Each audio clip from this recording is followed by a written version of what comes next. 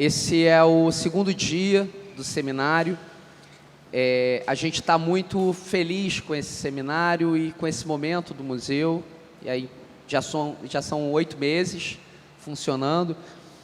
E é o conjunto dessas ações que faz o museu estar vivo, debatendo os temas que são importantes ser debatidos a partir da ótica e dando foco à cultura popular, né, e aos artistas populares também.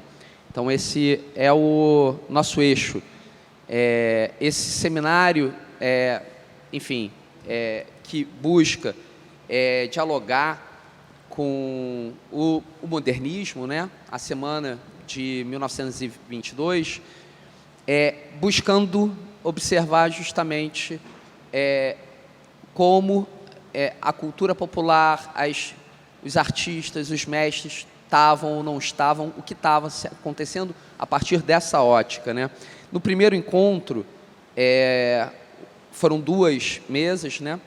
Então, foram disputas de memória, por que debater a Semana de Arte Moderna, e foi a Ângela de Castro Gomes e o Durval Muniz Albuquerque Júnior debatendo.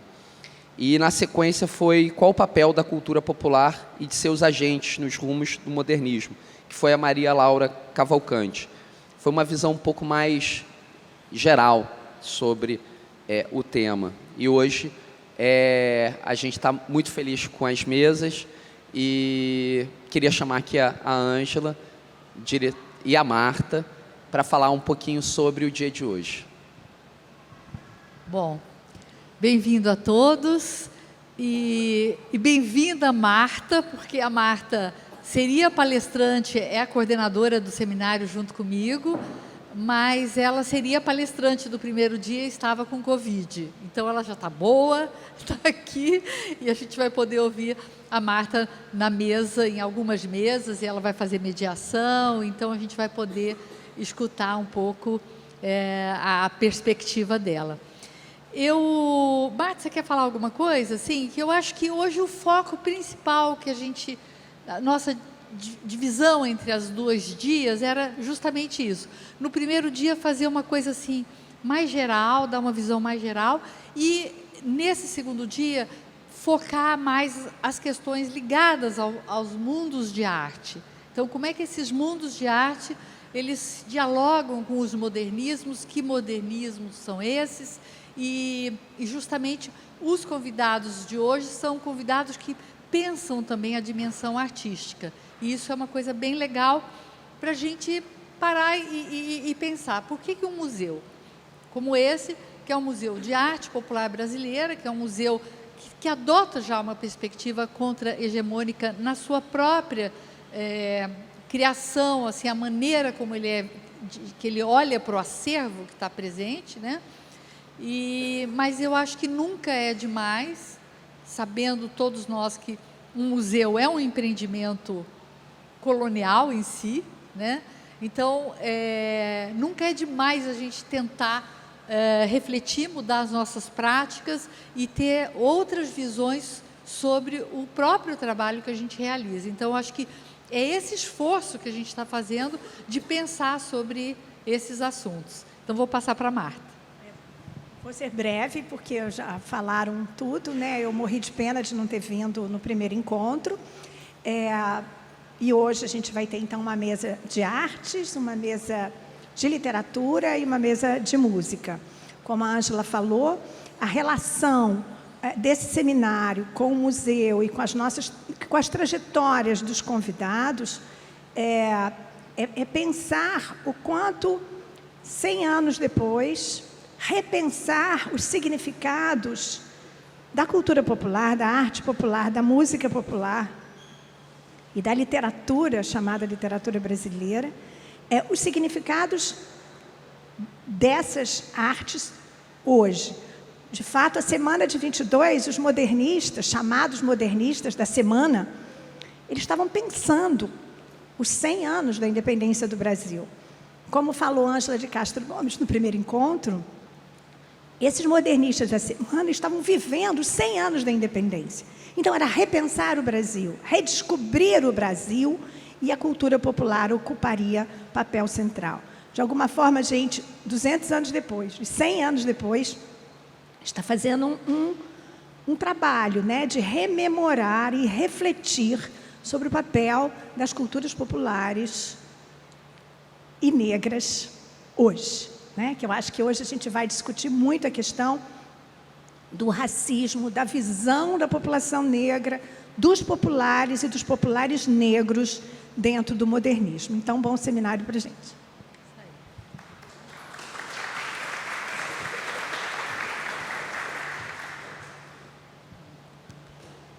Vou pegar aqui uma colinha para apresentar as convidadas da parte da manhã. Então, nós temos aqui, convido para a mesa, a Renata Bittencourt. Obrigada por ter aceito, Renata. A Renata é gestora cultural e responsável pela área de educação do Instituto Moreira Salles. É historiadora da arte, tendo desenvolvido pesquisas de mestrado e doutorado na Universidade Estadual de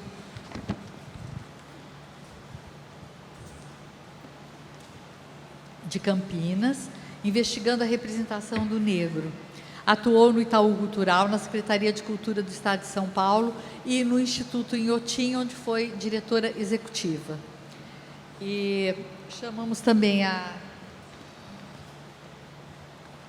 Clarissa Diniz, que não está aqui nessa lista. Clarissa, eu estou sem a sua... Aonde que está? Está assim? Aqui, sim. Não está. Meu Deus, isso acontece, Clarissa, de vez em quando. Você se apresenta para a gente? Oi, gente. Bom dia. Eu sou Clarissa e, assim como Renata, também tenho uma experiência de pesquisa nas fricções aí com o campo da história da arte, da crítica e atuando também curatorialmente, né, como uma plataforma aí das pesquisas. Achei. Ó, Clarissa é curadora, escritora e professora na área de arte, mestre em História da Arte pela UERJ e doutoranda em Antropologia pela UFRJ. É atualmente professora da Escola de Artes Visuais do Parque Lage. Entre as curadorias e co-curadorias mais recentes, destacam-se Jaguatá-Porã, Rio de Janeiro indígena, que foi feita no mar em 2017, Rio do Samba, Resistência e Invenção, no mar em 2018, e a Nordeste, no Sesc 24 de Maio, em São Paulo. Desculpa. Obrigada.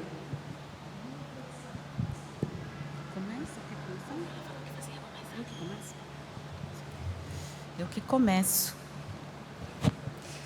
Bom dia. Quero cumprimentar, então, a todas as pessoas que vieram nesse dia cinzinha aqui do Rio de Janeiro, nesse museu lindo, para a gente poder conversar. Quero agradecer a Ângela Macerani, a Marta Abreu, o Lucas Belk e a Sabrina Veloso pelo convite, mas também pelo cuidado, né? Pelo jeito como estamos sendo recebidas aqui e pela oportunidade de estar na melhor companhia, né? Mas, antes de começar, eu queria lembrar uma coisa.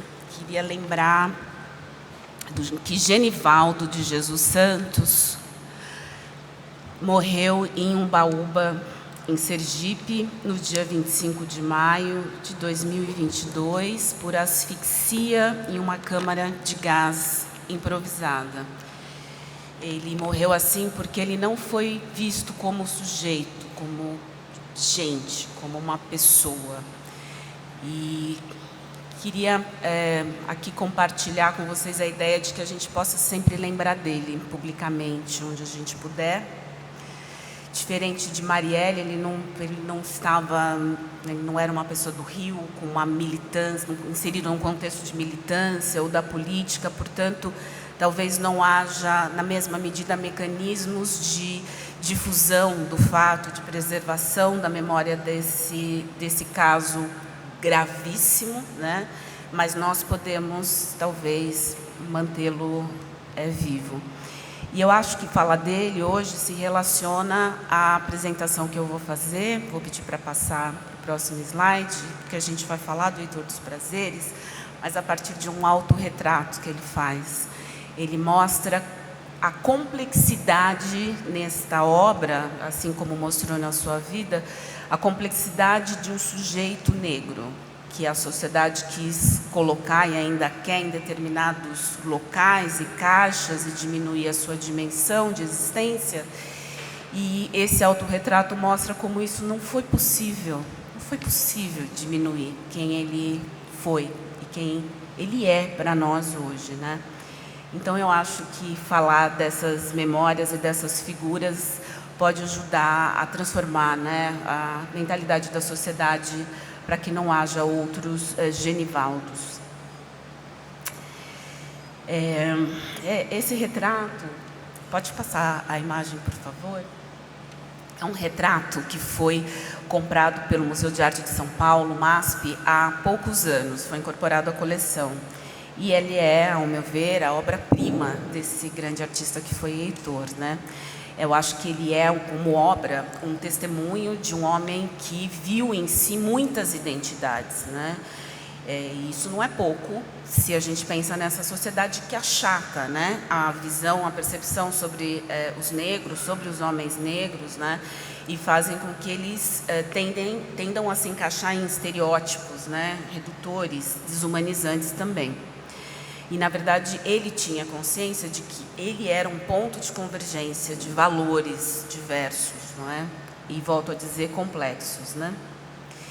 Eu não vou aqui falar sobre o samba no Rio de Janeiro, né? Eu, paulistana, vou passar vergonha diante de Vinícius, que eu no carnaval não vou. Mas vale a pena pensar, né, que Heitor é esse protagonista, né, nesta cena, e eu acho que lembrar disso, nessa cena do surgimento do samba, é dizer que nesse bendito 2022, em que a gente fica tanto falando do modernismo, que há muitos modernismos, não é? E que uma forma cultural que emerge no momento em que a cidade tem um desejo de modernização, no momento do pós-abolição, não é?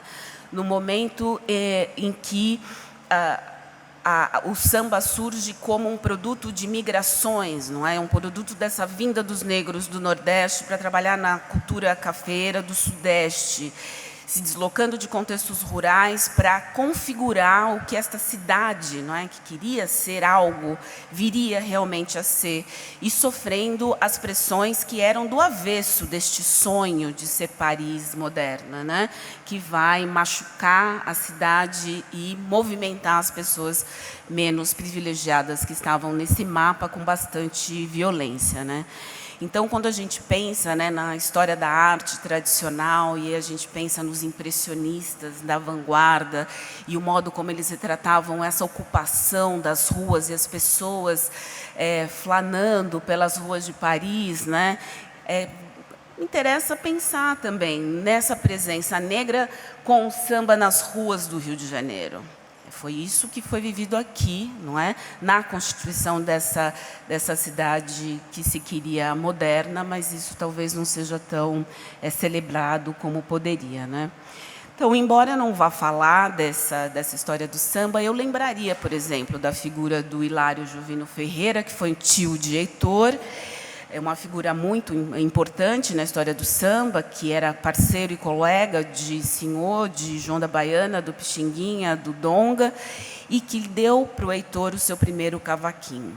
E eu estou trazendo essa informação porque eu acredito que esse retrato ele pode ser visto também como uma expressão dinástica, não é? Porque é dentro de um círculo muito nobre, muito excelso, que essa figura do Heitor vai se inserir com esses homens que vão ser como ele também, mestres no campo do samba, da música, de uma forma cultural nova que surgiu e que, a meu ver, deveria ser vista no Brasil como um momento de revolução cultural, né?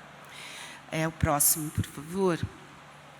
E eu trago aqui para ajudar a gente a pensar nessas transformações de linguagem, de formas de expressão, essa obra que é do William Johnson, que eu coloco ao lado da obra do Heitor dos Prazeres. William Johnson, um artista negro americano que também passou por esse movimento da migração, que morava no sul dos Estados Unidos e vai com outros milhões de negros para o norte, para escapar da violência do sul, onde havia a prática do linchamento, e vão à busca de trabalho, e vão à busca de outros modos de convivência e de sociabilidade, né? William Johnson teve uma formação artística que passou pela Europa, ele se casou com uma europeia, e vai fazer as representações dessa nova forma cultural que surge também como produto dessas migrações, que é o jazz.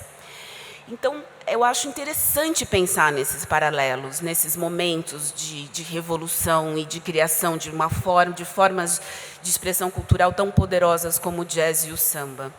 Só que ninguém diz que o William Johnson, que vai trabalhar, assim como o Heitor dos Prazeres, numa forma de pintura que é sintética, ninguém vai dizer que ele é ingênuo, naif, né?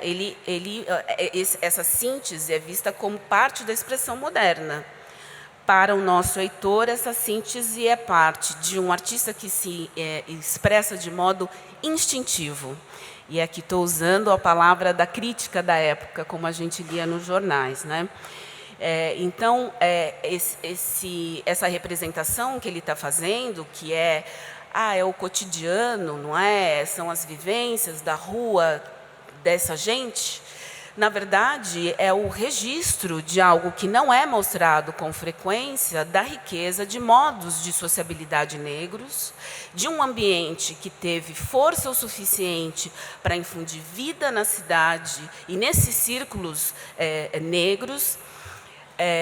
E ele está registrando esse momento dessa revolução cultural, né, na relação destes corpos negros entre si, relações que são permeadas de afeto, né, e a representação do afeto negro é algo raro, né, no contexto da nossa sociedade, de afeto, de movimentos, de linguagens corporais específicas, né, dos sons que a gente quase ouve, né, vendo aqui essa saia rodada, né, girar nessa pintura, né? Pode passar, por favor. E aí eu encontro no Museu de Arte Moderna aqui do Rio essa outra pintura, que é também do Heitor, e que no acervo está classificada como mulata. E que, a meu ver, pelas dimensões, elas são pinturas de tamanho parecido, o autorretrato do Heitor e essa outra pintura, eu acho que é um par. Eu acho que é o pandan do autorretrato do Heitor, esse outro quadro, né? E, para mim, comparando com as fotografias da segunda esposa do Heitor dos Prazeres, há uma grande semelhança. Eu acho que é o retrato da Nativa Paiva, que vai ser sua esposa depois do falecimento da Glória, não é? Dos Prazeres.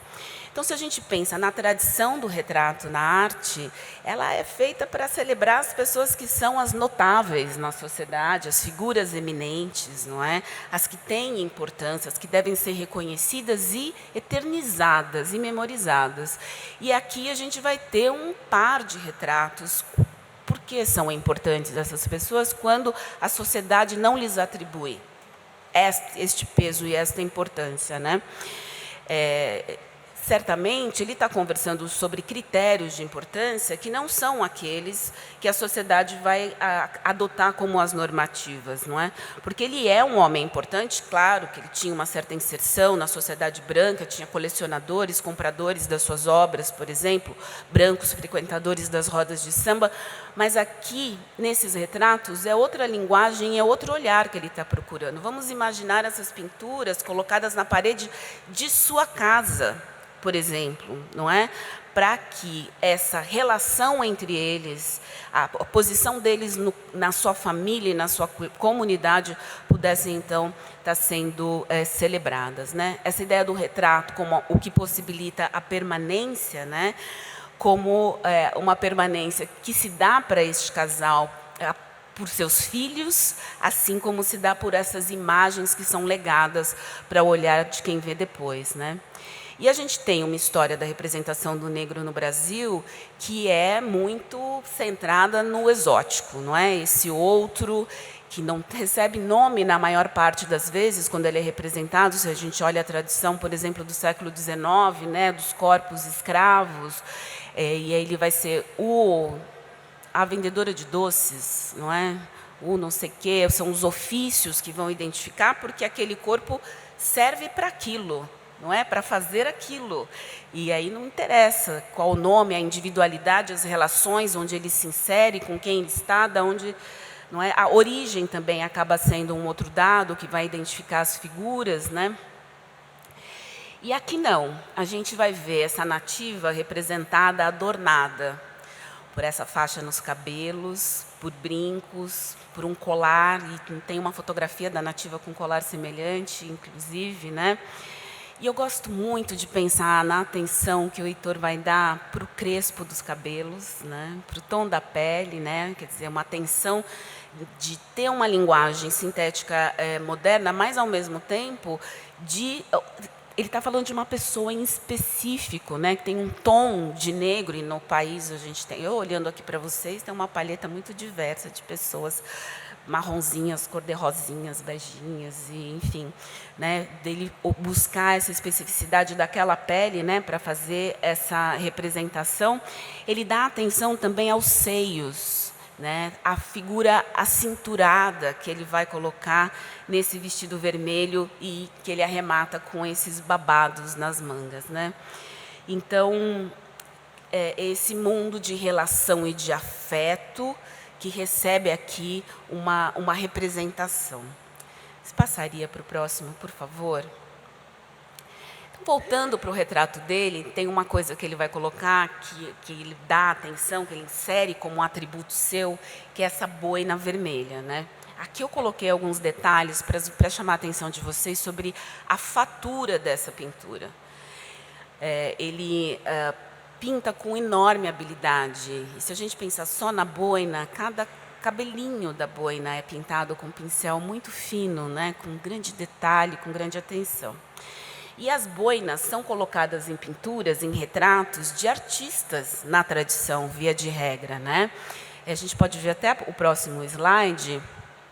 E aqui eu vou fazer um merchan do meu doutorado, porque eu coloco aqui o Arthur Timóteo da Costa, que eu pesquiso retratos dele, e ele vai utilizar a boina e esse avental e a palheta, esses atributos do pintor, para se colocar ao lado do Rembrandt, né? Então, para ver o peso que esses atributos colocados na imagem vão ter para caracterizar as representações. Pode passar, por favor. E ele faz, né, essa representação como pintor em muitos autorretratos. Aqui, geralmente, ele se mostra pintando, né? E aqui eu só trouxe esse para mostrar uma coisa que ele faz, que não só a boina é atributo, mas o avental também. Vejam o movimento que ele coloca nesse avental. Ele está tentando, me parece, representar, tornar visível a energia criadora, né? Um certo estado mental, talvez os movimentos da sua própria consciência ao criar e ao pintar, né? Os movimentos que acompanhariam esse ato criador, né? Mas no retrato, que é o nosso de hoje, não é aí que ele vai, é um retrato diferente, em que ele vai usar não o avental como atributo, mas a camisa, uma camisa de linho, que ele vai dar um tratamento muito especial, usando tons diferentes de branco. Se a gente olha cada casinha de botão, o modo como ele desenha e ele detalha, né, para contar para a gente da qualidade desta peça que ele veste, né, com essas pinceladas especiais. Então, ele está se apresentando como esse homem elegante, ele está se apresentando como este mestre na pintura. E, nesse momento, quando ele faz esse retrato, ele já foi premiado na primeira Bienal de São Paulo, já recebeu uma sala especial na segunda, com curadoria do Sérgio Millier. Portanto, ele é um mestre, também com um certo reconhecimento e uma certa inserção. No entanto, lido com todas as limitações que lhe são impostas. Por exemplo, um crítico vai dizer, como eu falei para vocês, dessa natureza instintiva que é uma natureza que, segundo esse crítico, acompanha e caracteriza uma etapa natural na evolução artística, mas que outros superam essa etapa, não é? Os mais experientes e completos, ele vai dizer, né? Portanto, o seu potencial de artista não estaria plenamente manifesto e a sua ação seria inconsciente, o seu talento bruto, carente de desenvolvimento. Não é? Então, é assim que ele entra na Bienal. Não é porque lhe falta o talento, mas porque ele tem um talento que precisa ser visto da maneira que se quer. Não é? Ele vai ser chamado nos jornais do artista contínuo, né? Porque ele tem uma posição de emprego público, né? numa posição de baixo escalão.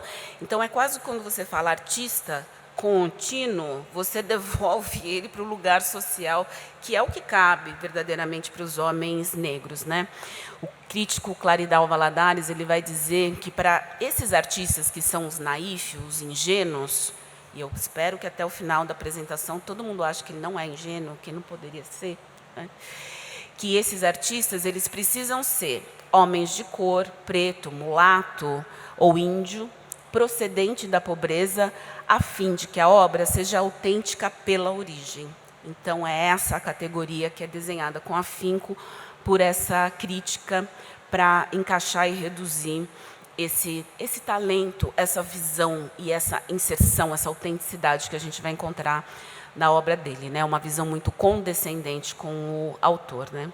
E, no entanto, se a gente está falando de modernismo, ele está fazendo, com a sua obra, aquilo que o Manifesto Pau-Brasil vai preconizar. Porque o Manifesto Pau-Brasil, e eu digo aqui a obra da pintura, mas também a sua obra musical, esse manifesto vai dizer que é importante usar a língua sem arcaísmos, sem erudição, fazendo cantar como falamos e como somos.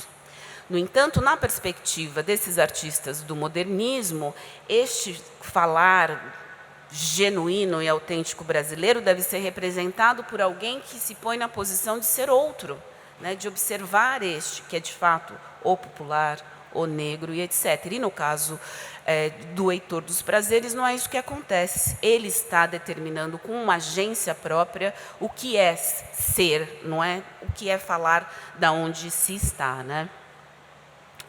Portanto, eu acho que Heitor dos Prazeres, nesse sentido, ele é moderno antes de ser pintor, inclusive, que é um ofício que ele adota um pouco mais tarde, né? Podemos passar para o próximo, por favor. Bom, então, se por um lado as obras dele vão ter várias cenas que são coloridas, né, que vão mostrar a rua e a festa e o samba, etc., né, é importante lembrar que a vivência da rua para um homem negro era marcada pela repressão que vai se sobrepor às possibilidades de circulação e de convivência. Então, essa ideia dessa cidade moderna, que tem esse flaner, que anda pelas ruas descobrindo o que a cidade oferece, é vetada aos homens negros porque há no Código Criminal, não é, a figura da vadiagem. Então, esses negros, sem possibilidade de encaixe no emprego no pós-abolição, vão ser tratados como vadios. E, no caso do Heitor dos Prazeres, esse medo, eu imagino, que certamente era concreto. Ele foi detido por vadiagem aos 13 anos, foi enviado à colônia correcional Dois Rios, na Ilha Grande. Então, quando a gente olha o primor com que ele retrata essa camisa, e o primor com que ele se vestia, sendo este homem de imensa elegância, nós estamos falando também de uma estratégia de sobrevivência, de uma estratégia para poder estar na cidade e nela existir, né? Então, ele vai se exibir engomado com esses ternos de linho, de lã, chapéu de palha ou de feltro, e o meu favorito, que são os sapatos bicolores, absolutamente maravilhosos, né?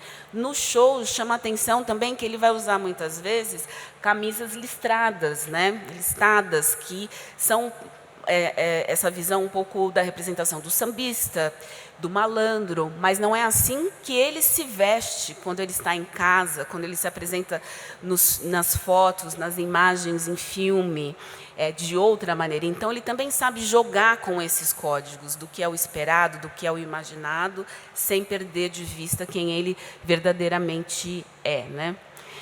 Então, tem um trecho de texto de jornal que vai dizer que esses sambistas todos, né, como Heitor dos Prazeres, que é o diretor da escola, Oswaldo Cruz, que com a comercialização da música, que eles mudam quase completamente de vida, transformando os hábitos, e que ficam cheios de preocupações elegantes e de bem vestir. Passam a frequentar os estúdios de gravação, olha só, e dão palmadinhas de camaradagem ao ventre de afamados maestros e pianistas. Ah, malandros! Então vejam. Essa ideia da elegância desses homens, desses novos modos de vestir que eles vão adotar, é visto quase como se fosse uma fantasia, como se eles estivessem caracterizados como algo que eles não são, para poder circular em locais que não lhes pertencem, não é? E aí o retrato vai tratar de outra coisa, vai situar essa ideia da sua própria apresentação, pautado não pelo olhar de outro, mas pela sua autopercepção, né? Pode passar, por favor? Tem alguém marcando o tempo? Vou falar 2h30 aqui agora. Tem ninguém marcando.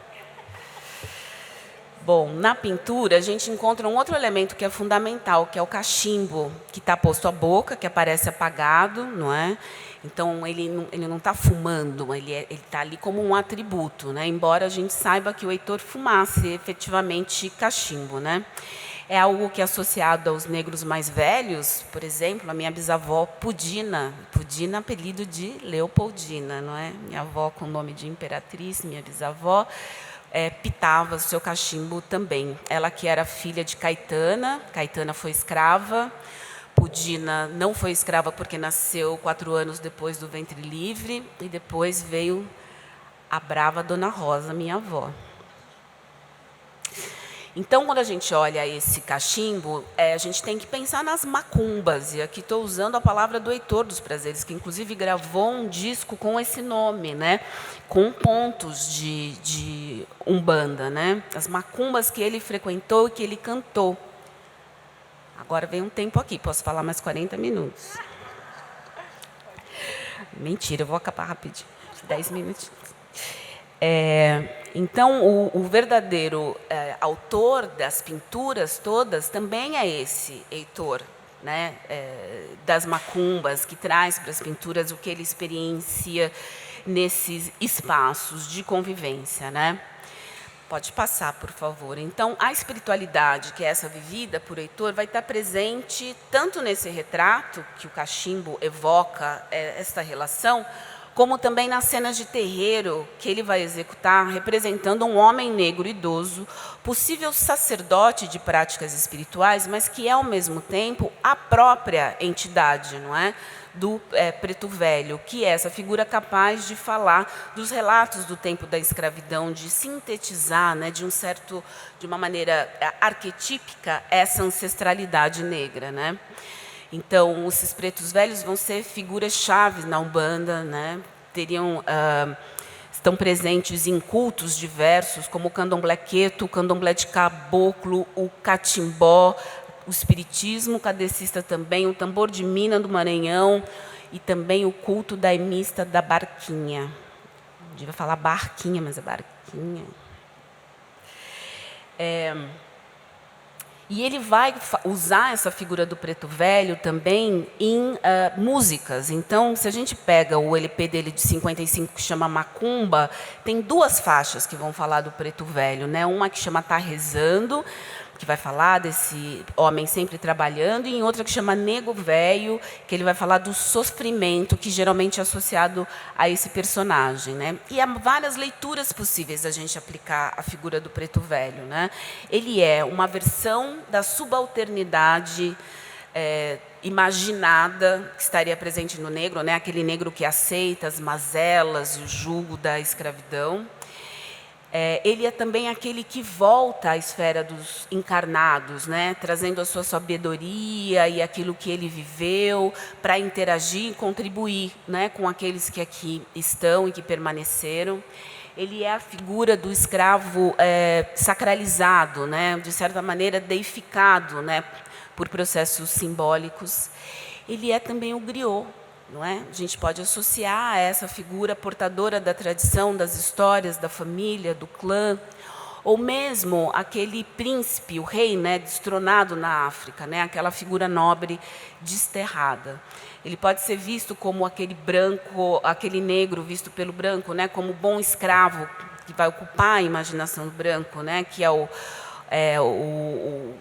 passivo, né, o humilde, moldado um pouco à maneira dos santos na tradição católica, né, e dos mártires. E ele vai aparecer também na literatura, né, como esse representante da lealdade e apreço dos escravizados por seus senhores, né. Então, peguei aqui um trechinho do Tronco do Ipê, que é um livro de 1881, de José de Alencar, que vai dizer vai falar lá do preto que saía da cabana de sapé. De longe, esse vulto dobrado ao meio parecia-me um grande bugio negro, chamando a pessoa de macaco, que eu já não acho certo. Mas aí ele segue e vai dizer assim: era este, segundo as beatas, o bruxo preto que fizera pacto com o tinhoso, e todas as noites convidava as almas da vizinhança para dançarem embaixo do ipê um samba infernal. Então, vejam, esta visão, quando colocada ao lado do retrato que o Heitor faz, que poder de desconstrução e de apropriação de outros aspectos dessa figura da tradição, que a gente pode ainda relacionar na visão do Jung, por exemplo, ao arquétipo do sábio, não é? Então,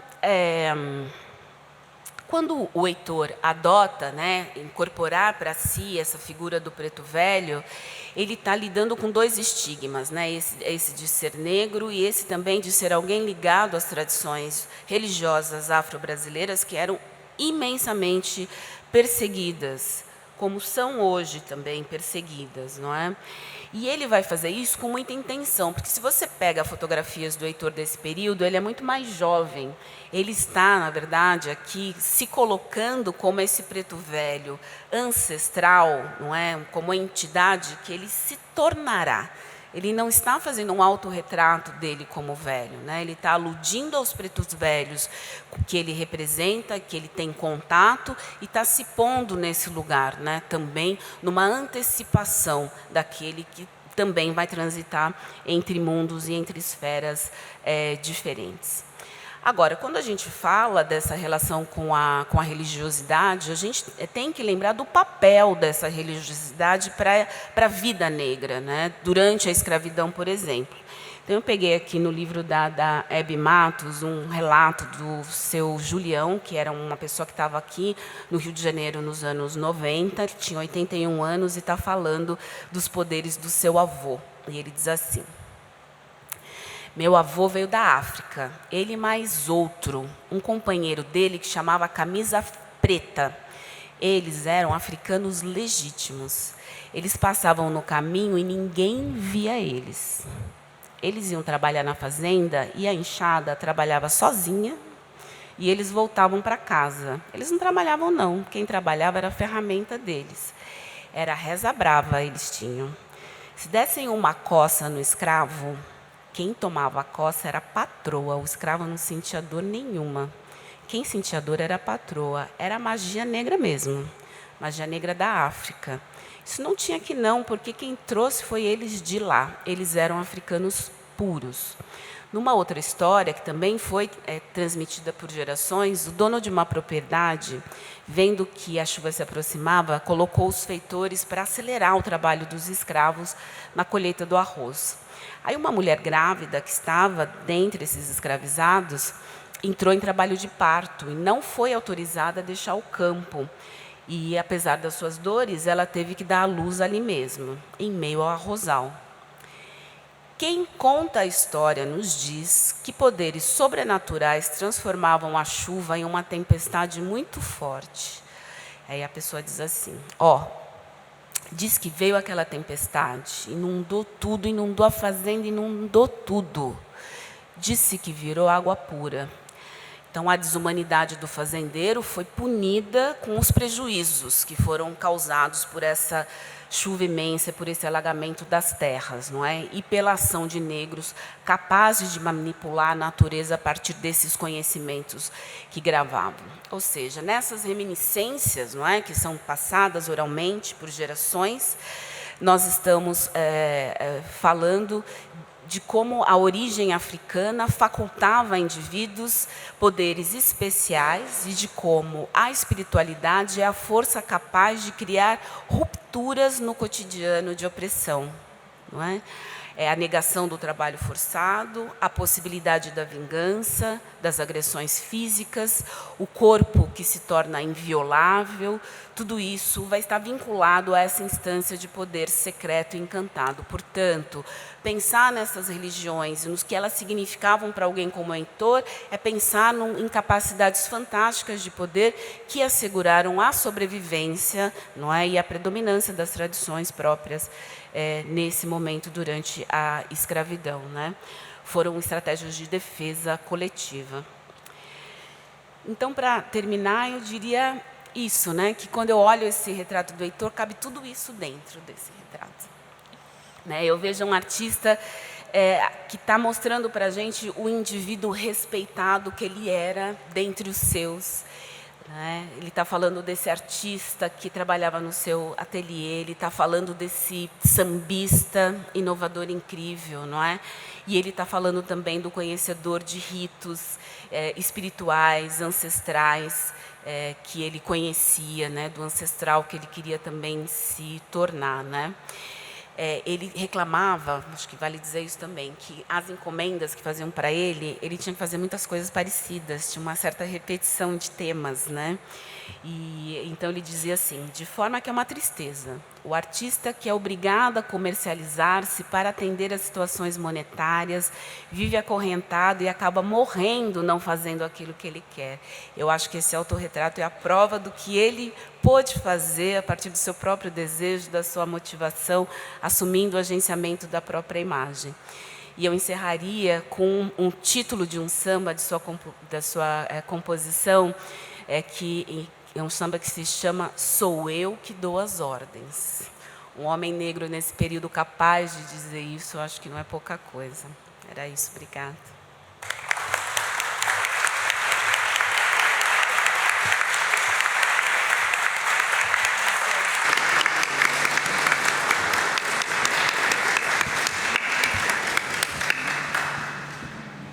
Vamos ver esse aqui, né?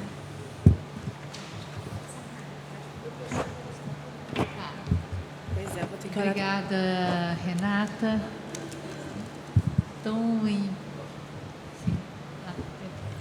Tão bonita a fala, assim, tão importante, né? Eu acho importante a gente ver essas imagens, eu ouvir você falar e chamar a atenção para esses detalhes todos, que muitas vezes passam desapercebidos, né? Essas caixas que vão contendo, né, os artistas, elas realmente impedem a gente de ver com esse olhar que deve ser exercitado, né? Então, obrigada. Vou passar a palavra para a Clarice. Pois é, eu também vou precisar olhar. Alô, oi. Quer sentar nessa? Não, acho que... Será que ajuda? Eu viro você. Isso.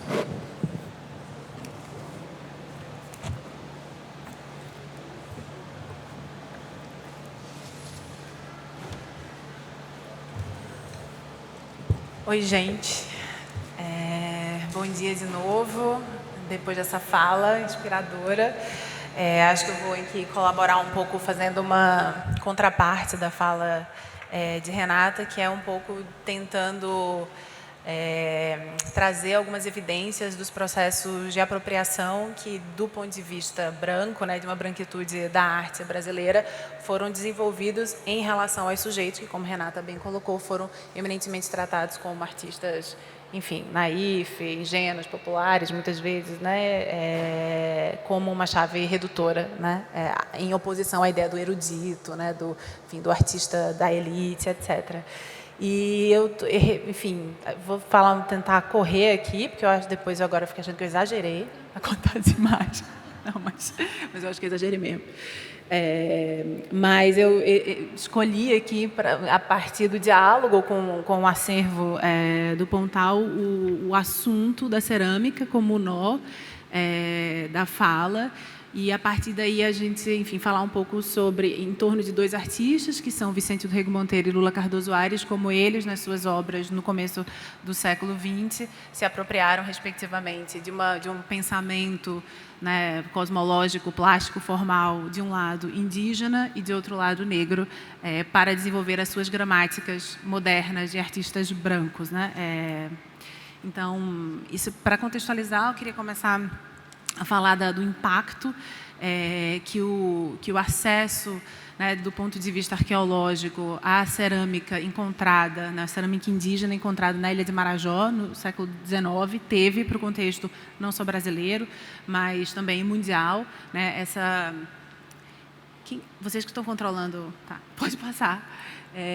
Essas são algumas imagens, né, desse acervo, um acervo que, enfim, em grande parte é localizado no Museu Nacional, né, do FRJ, e essas cerâmicas elas foram encontradas sem o sujeito histórico das cerâmicas, né? Então se encontra um punhado absurdo, né, de milhares de peças na Ilha de Marajó, sem que haja possibilidade histórica de se construir diretamente, naquele momento, uma genealogia de a que povos pertenceram, né, quem são os sujeitos daquela cerâmica, razão pela qual elas passaram a ser chamadas cerâmica marajoara, como se tivesse existido o povo marajoara, né, mas o marajoara em si vem, né, historicamente, da localização.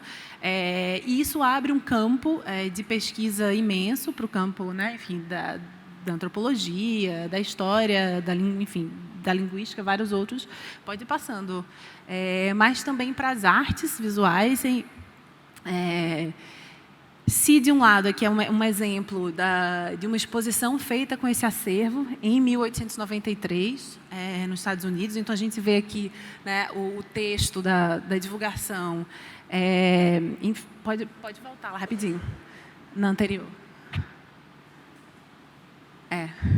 Enfim, os vasos, né, cerâmicas antigas que foram encontradas na Ilha do Marajó mostram, né, uma coleção de objetos que ilustram o progresso dos nativos, né? Então, de um ponto de vista do racismo científico que estruturava, né, as ciências, dentre elas a nascente antropologia, encontrar, né, vestígios de uma civilização, né, vestígios físicos, materiais, né, de uma civilização que, aos olhos desse racismo, né, antropológico, eram, no caso brasileiro em especial, povos que não tinham uma produção de uma cultura material durável, né, seriam, enfim, eminentemente produziriam, enfim, objetos que se desfacelariam, que desapareceriam, que, enfim, se transformariam no seu uso, né, mas que, à luz dessa perspectiva patrimonialista europeia, basicamente não seriam capazes de produzir durabilidade, não só física, mas também simbólica, né? Então, à luz desse olhar, né, bastante racista, encontrar essa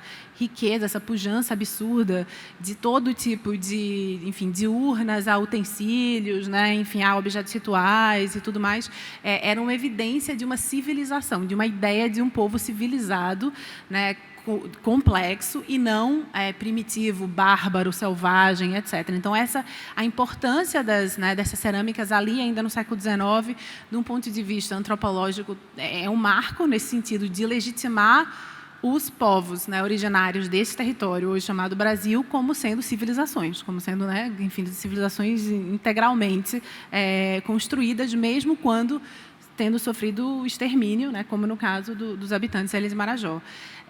Mas, de um ponto de vista artístico, aí você pode passar para a próxima, né? Esses são estudos do Ladislau, que é um dos pesquisadores responsáveis no século XIX pelas primeiras leituras, né, desse gigantesco material de Marajó. E o trabalho do Ladislau e os objetos em si, pode passar, por favor, vão ser... pode passar também. Vão ser... enfim, são duas falas, um pouco nessa ideia do impacto de como quando, né, a ciência encontra esses materiais, de como se depara com a ideia de uma civilização, né, e não a ideia de povos bárbaros. Enfim, era um pouco isso, mas pode passar, vamos adiantar, senão a gente não vai chegar nunca. Eu só estou preocupado com o tempo. Mas a segunda, para além dessa importância, né, antropológica desse material, a gente tem uma segunda questão que eu acho importante no contexto da arte, da história da arte no Brasil, que é o fato de que, né, posto que os sujeitos dessas cerâmicas não estavam aparentemente vivos, identificáveis, né, essas cerâmicas abrem, e mesmo que os sujeitos estivessem também identificáveis, que é o segundo caso, também pouco interessaria, mas, enfim, o fato de não estarem identificáveis deixou isso mais acessível ainda, abre um campo de ficcionalização e fabulação gigantesco para os artistas que vão se apropriar daqueles materiais. Então, aqui a gente vê Vicente do Rego Monteiro, que é um artista nascido em Pernambuco, que vai estudar em Paris nos anos 10, né, e fica indo e vindo entre Paris e Recife durante toda a primeira metade do século XX. Ele vem para o Rio de Janeiro, vai para o Museu Nacional estudar, né, enfim, todo esse material, e a gente vê ele aqui tentando, enfim, ele chega, inclusive, a reproduzir os estudos do Ladislau, né? Ele, de fato, ele vai no encalço das pesquisas antropológicas, arqueológicas, etc. Mas ele também vai, a partir disso, abrir o campo de ficcionalização do que seriam, então, essas formas, essas geometrias, essas significações, né, de uma perspectiva da arte, portanto, descompromissada até certo ponto a gente vê que também não, com uma espécie de tentativa também bastante complexa, mas, enfim, de encontrar uma espécie de acuidade para essas significações. Ele, de fato, muitas vezes vai partir dessas formas e reimaginá-las, reficcionalizá-las para os interesses da arte moderna, né? Enfim, é isso que a gente vai ver um pouquinho. Pode passar.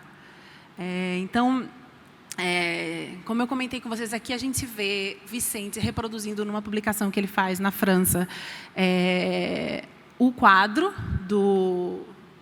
produzido pelo Museu Nacional, né? Então, aqui a gente vê esse compromisso dele, não só... e em outras publicações ele vai também tentar, enfim, apresentar o que seriam as lendas e mitos e crenças de povos amazônicos. Enfim, ele tem um interesse também cosmológico por esses povos e, claro, ele também tem um compromisso aí com o percurso científico que estava naquele momento se acercando, né, desse legado.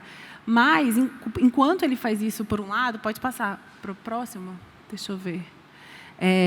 Ele vai, ao mesmo tempo, por outro, ao estudar os elementos, ele vai desconstruir os próprios elementos. Então, se, por exemplo, numa perspectiva cosmológica, uma forma é necessariamente implicada num campo formal, né? Ou seja, eu não posso tirar, sei lá, o que aparentemente é um retângulo, né? Isolar um retângulo, porque, na verdade, não é um retângulo, é uma parte, né? É uma parte implicada dentro de um todo formal que tem implicações ritualísticas ou, enfim, expressivas várias, enquanto, de um ponto de vista, sei lá, cosmológico, antropológico, isso não se faz, de um ponto de vista estetizante, né, de uma agenda da arte moderna plástica, todos esses elementos serão quebrados, descontextualizados e recombinados. Então, o cuidado, tanto ético quanto o compromisso historiográfico, científico, etc., ou mesmo a aliança, né,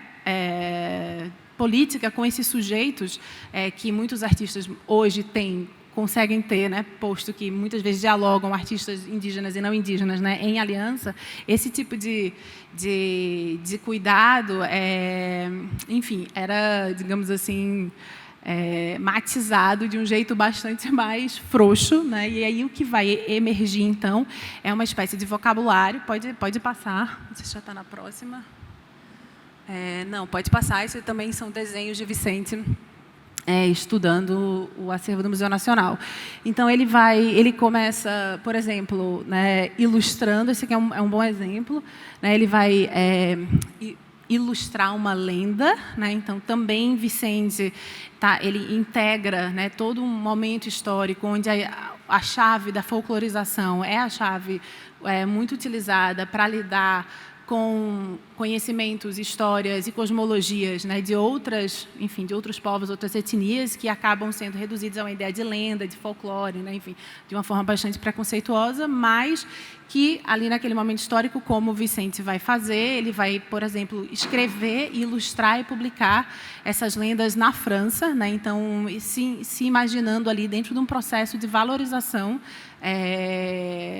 dessa história, né, desse território, num contexto amplo, internacional e colonialista. Então, ele ilustra e depois ele vai reduzindo, né, junto com os estudos, e pode passar a próxima, ele vai reduzindo esses elementos, né, e Renata falou aqui da síntese, né, da importância da síntese em Heitor, né, então a gente está falando dessa gramática formal moderna que apostava na sintetização, na redução da forma, né, então, como uma espécie de construção de um caminho moderno para um pensamento formal que não fosse, né, necessariamente devedor de uma história da figuração conforme, principalmente, o neoclassicismo e o romantismo tinham construído imediatamente, né, anterior.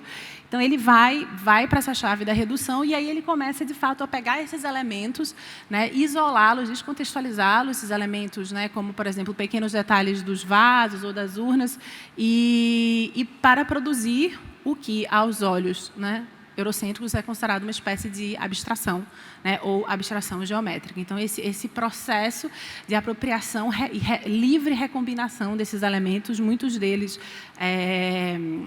com implicações rituais, né, é muito favorecido, claro, pela inexistência desse sujeito histórico, né, autor, enfim, e abre, então, um flanco de pesquisas que vão ser muito importantes para o campo da arte branca não indígena no Brasil, né, por exemplo.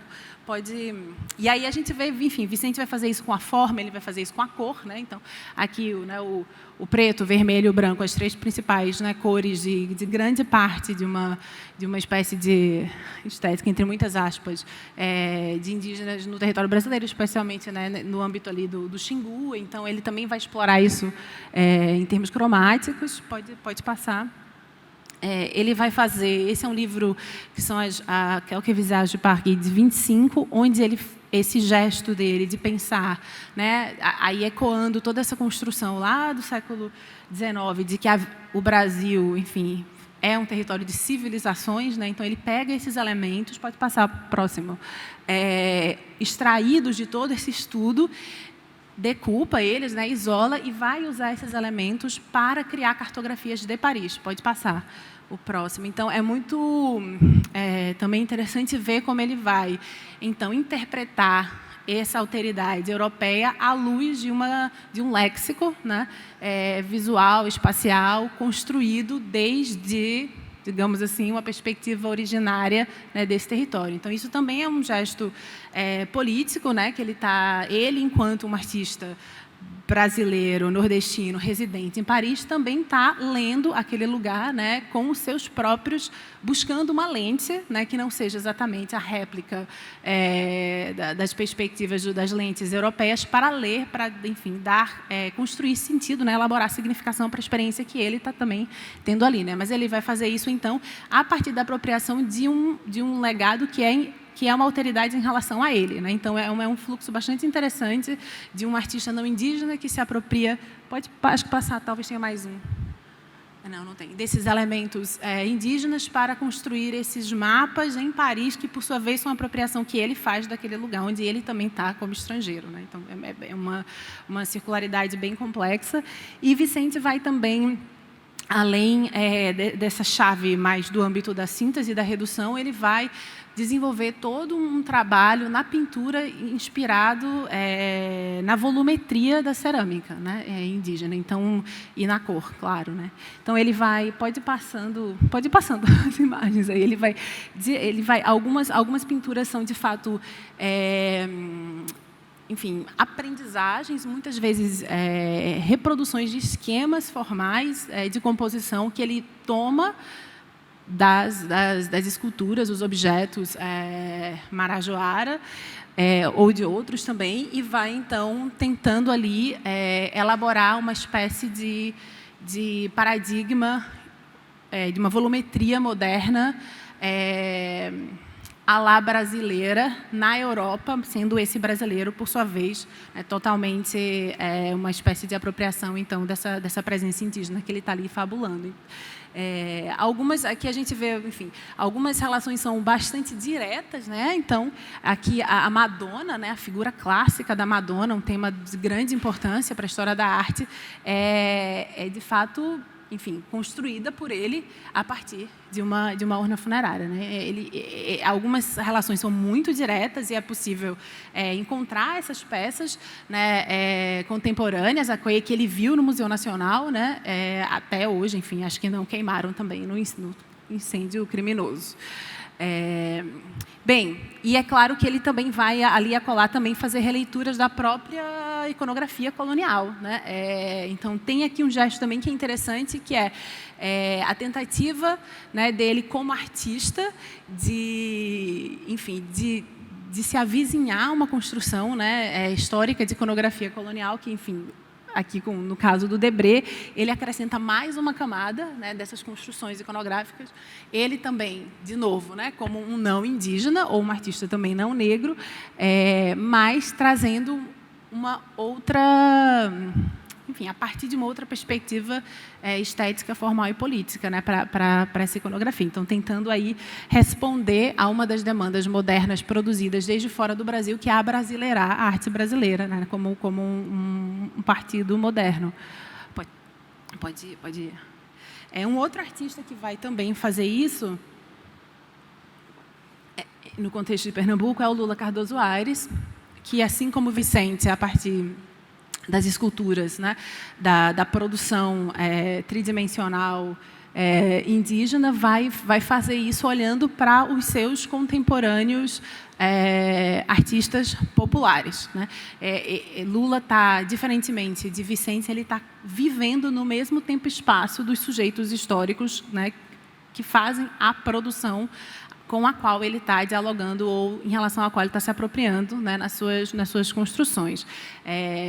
É claro que é uma convivência amplamente assimétrica, né? Então, não é que Lula era tipo amigo de Vitalino, né? Eles estão morando em cidades diferentes, eles estão no mesmo, sei lá, estado, né? Eles são coetâneos, estão vivendo na mesma época, mas estão separados por, enfim, diferenças de classe e raciais bastante significativas, né? Que vão possibilitar a Lula se apropriar e circular de um jeito que o próprio Vitalino não consegue, né? Claro que Vitalino, enfim, vem para o Rio, vai para São Paulo nos anos 40, é assim também que, né, pelas mãos, principalmente de Augusto Rodrigues, a obra dele vai ser um pouco mais conhecida, mas vem numa condição bastante exploratória, né? Tipo, inclusive, quando ele expõe no MASP, é uma espécie de zoológico humano que é montado, as pessoas pagavam ingresso para vê-lo fazendo, né? Enfim, esculpindo, modelando.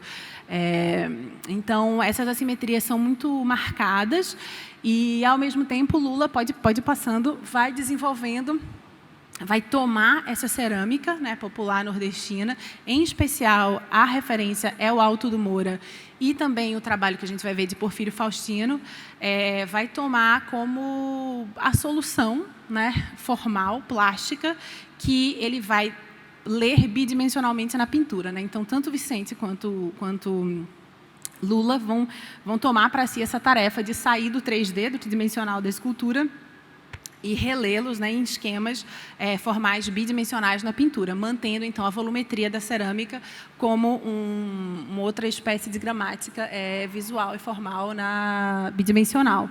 Então, enfim, são alguns estudos.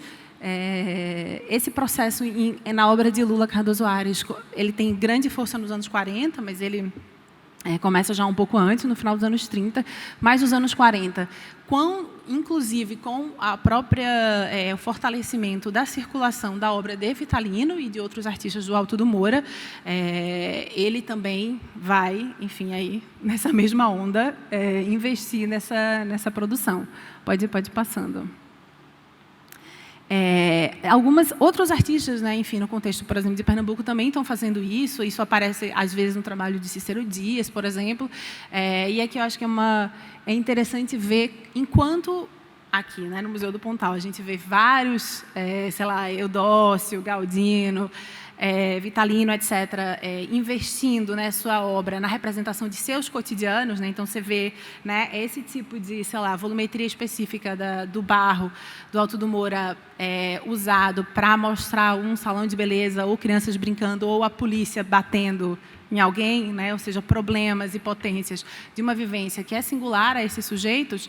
Muitas vezes esses artistas que são oriundos, né, de uma história elitista, do açúcar, né, escravocrata, vão usar esse repertório para ilustrar, então, esse outro contexto. Então, é muito comum ver engenhos, né, bois, carros de boi, docilizados, apresentados de modo um pouco conflituoso, a partir desse vocabulário formal apropriado desses sujeitos que foram os sujeitos que, enfim, foram os escravizados nas próprias plantações, né? Enfim, eram eles que estavam sustentando com seus corpos a riqueza, né, enfim, que anos depois vai ser ilustrada de modo suavizado a partir desse próprio léxico apropriado. Então, é uma continuidade histórica, né, de relações profundamente assimétricas, também, claro, atravessadas aí por todo o racismo estrutural no Brasil, que vai acontecer agora na arte, através da arte, né? Assim, sob o guarda-chuva aí de uma ideia de projeto moderno, estético, de pintura, enfim, de beleza e por aí vai, né? São, enfim, com várias categorias diferentes. Pode passar.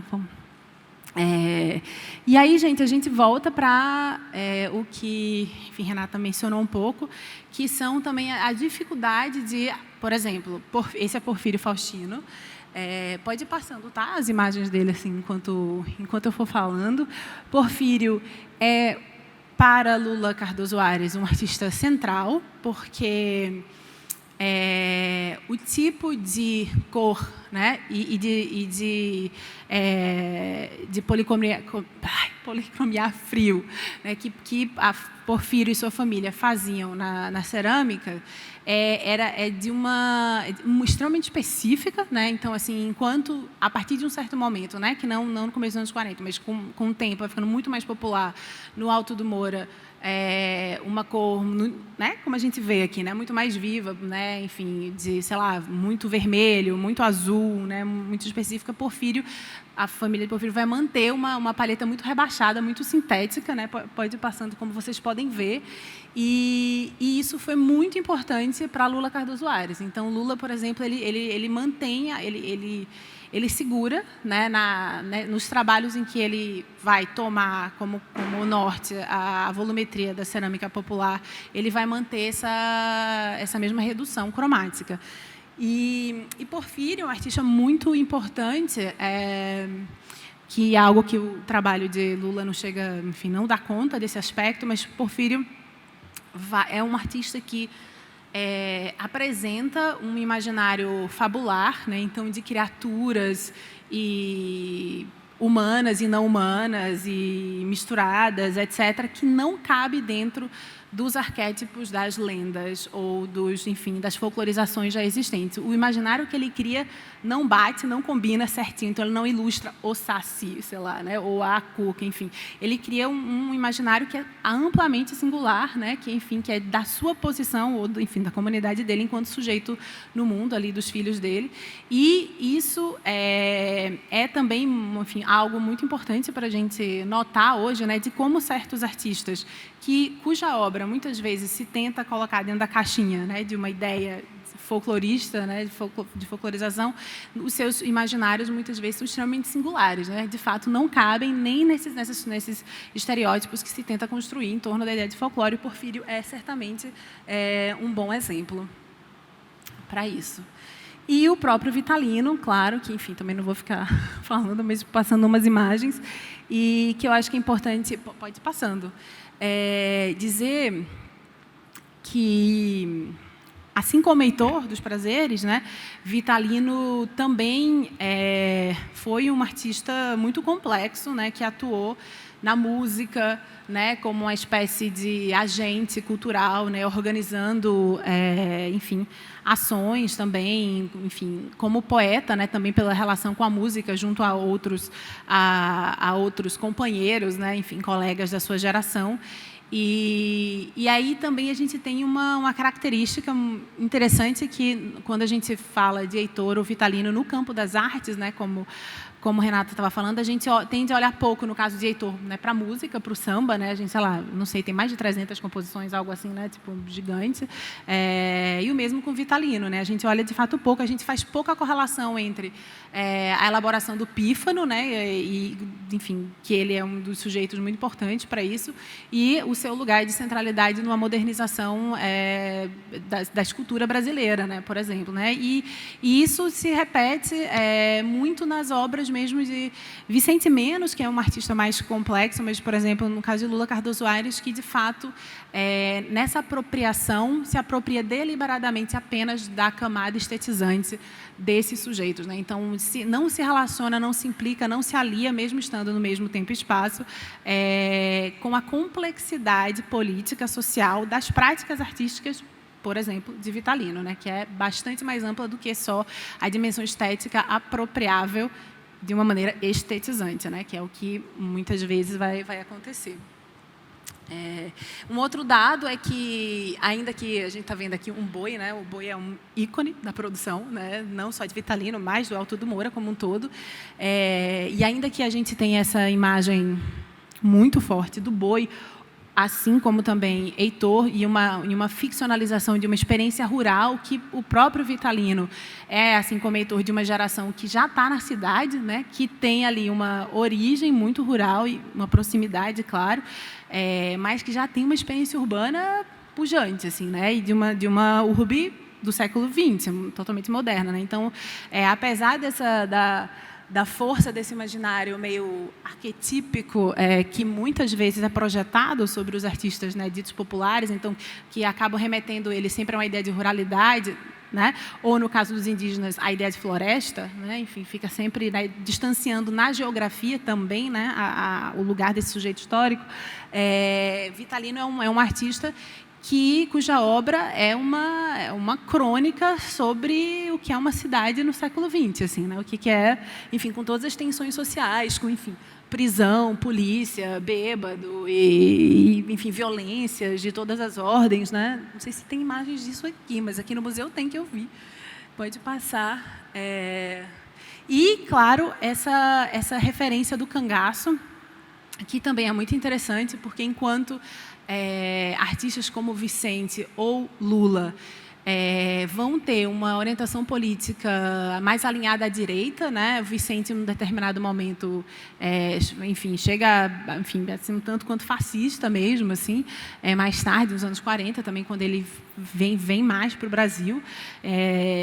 Enquanto isso, por exemplo, a gente vê a recorrência da produção do imaginário sobre o cangaço, né, que foi uma força muito importante de subversão e de disrupção em relação à hegemonia, né, do poder aí, instituída. Então, é muito também interessante ver como as agendas políticas e sociais presentes nas obras, né, sei lá, de Vitalino versus a de Lula, comprometido aí com a reiteração do imaginário da nostalgia, do engenho, docilizado por essas figuras fofinhas que parecem cerâmicas, né, que estão, enfim, fazendo tudo parecer um grande sonho, né, está em fricção com a pujança por exemplo, da figura do cangaceiro versus a figura da polícia que oprime o povo negro, que está na obra de Vitalino, né? Então, essas tensões também são muito evidentes e ajudam a gente a lembrar do quão assimétricas eram essas posições e seguem sendo essas posições, né, até os dias de hoje. Então, boa parte dos desafios que são desafios éticos, políticos e estéticos, né, na relação entre sujeitos que são todos criadores, mas que estão situados em lugares muito diferentes do ponto de vista, né, do campo da arte, muito assimétricos, seguem hoje, né? Então, hoje a gente, enfim, artistas e pessoas, enfim, curadoras, como pesquisadores, historiadores, seguem enfrentando, né, desafios muito parecidos em relação a como tentar endereçar, né, de modo mais responsável e mais comprometido, politicamente mais cuidadoso, né, do ponto de vista ético, essas assimetrias que não sumiram e aparentemente não vão sumir nem tão cedo, né? Então, como que a arte deve ser, sim, um campo de luta contra as assimetrias e não mais um campo para a reiteração das mesmas assimetrias, né? Como, enfim, muitas vezes a gente acaba praticando, né, no nosso dia a dia. Mas é isso, gente. Acho que eu não vou mostrar esse vídeo, não, porque por conta do tempo. Mas é isso, a gente, enfim, o resto a gente vai conversando aqui. Obrigada pela atenção.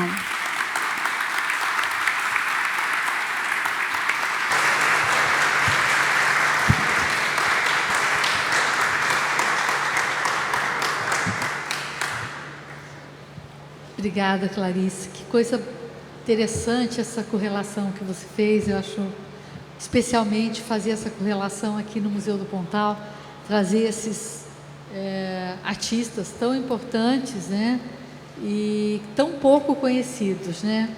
Eu acho que essas duas falas, elas dizem muito respeito às questões que a gente enfrenta aqui no próprio museu, né? Os artistas tidos e lidos como populares, e a gente sempre se pergunta, mantemos populares ou não mantemos populares? Que caixa é essa que a gente mantém e por que a gente mantém essa caixa, né?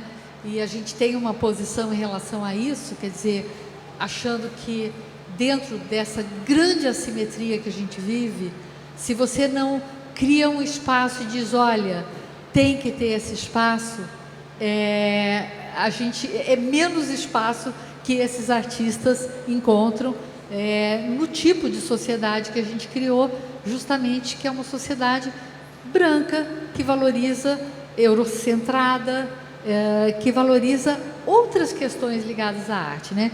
Onde esses sujeitos não são reconhecidos, não são presentes, e basta a gente pensar nos livros de história da arte, que a gente não vai ter essas histórias que a gente está falando aqui.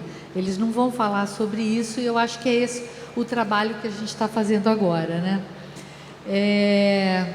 Eu achei muito interessante você trazer o Porfírio, porque justamente o Porfírio é como se ele... e também trazendo com Lula Aires, porque eles são anteriores, de certa forma, a Vitalino. É um outro momento, né?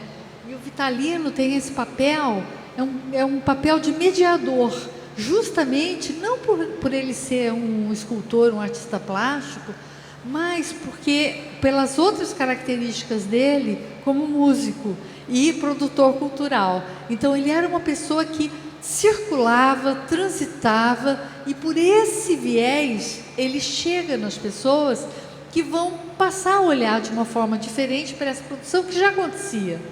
Então o Vitalino, ele é de certa forma, ele é tão emblemático e tão inventado quanto a própria semana de 22, se a gente for pensar. Porque são momentos que, o momento Vitalino, que Vitalino ganha uma projeção nacional, ele ganha porque ele é recebido pelo presidente da República, ele ganha porque ele vem para uma exposição no Rio de Janeiro e chega nessa exposição e ele acontece. Ele vem com uma série de outros escultores, mas o Vitalino era um músico, então ele toca, ele canta, ele é super interessante, ele se coloca, ele não é uma pessoa que fica nesse confortável ou desconfortável, mas nesse papel para o qual ele foi convidado, que é o papel de ficar, de certa forma, trazendo essa brasilidade como uma prova de brasilidade, que ela existe, que ela está ali, mas, na verdade, é uma brasilidade decorativa, né, de certa forma. Então, é um grande coquetel com toda essa exposição de 1947, que aconteceu no Rio de Janeiro. Então, você tem os artistas nobres, os artistas reconhecidos como artistas, e esses artistas também têm os populares que estão ali junto, fazendo um pouco de mise-en-scène e trazendo um pouco essa presença popular, né? E o Porfírio, como ele fica assim um pouco distante desse grupo que vai então ganhar uma projeção maior, ele acaba realmente ficando nublado, né? A história dele ficando nublada, como a história da maior parte dos artistas populares. São histórias que não estão contadas, são biografias que estão sendo feitas praticamente hoje. E a gente está falando, não estamos falando nem da década de 20, a gente está falando de 40, de 50 para cá. E mesmo com tudo isso, a gente não tem essas biografias complexas, esse olhar complexo, né? Eu achei muito interessante que um tema que circulou aqui foi o tema do sujeito, desse sujeito histórico e das estratégias desse sujeito histórico em cada uma das suas particularidades, né? Eu acho que quando a Renata traz o Heitor dos Prazeres e as suas estratégias, né?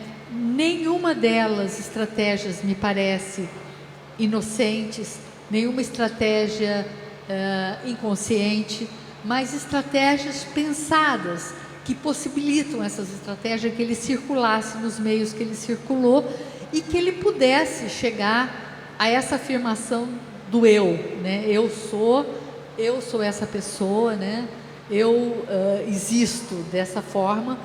E eu acho que seria super interessante se você pudesse, Renata, eu não sei se eu faço perguntas ou se eu abro para o público, acho que é melhor abrir e depois a gente comenta, né? Então vamos abrir para quem quiser fazer perguntas para Renata e para Clarissa. Lurian, fala, Lurian. Alguém tem um... Ah, tá lá. Oi. Estão me ouvindo bem? Não? Agora tá. Agora sim. Então, bom dia, obrigado pelas apresentações, foram ótimas. Eu teria várias perguntas, mas eu queria fazer só uma que me ocorreu na apresentação da Clarissa, sobre acho que para as duas apresentadoras comentarem, esse conceito de apropriação, vocês conseguem aproximar, fazer uma comparação do que acontece nas obras dos artistas que vocês têm comentado, sobretudo dos artistas modernistas brancos, de como que a apropriação se dá na obra deles e como que a apropriação se dá na obra, por exemplo, da Rosana Paulino, que é uma artista contemporânea que utiliza esse tipo de procedimento, mas assim, com viés que se poderia dizer politicamente oposto ao do modernismo clássico no Brasil.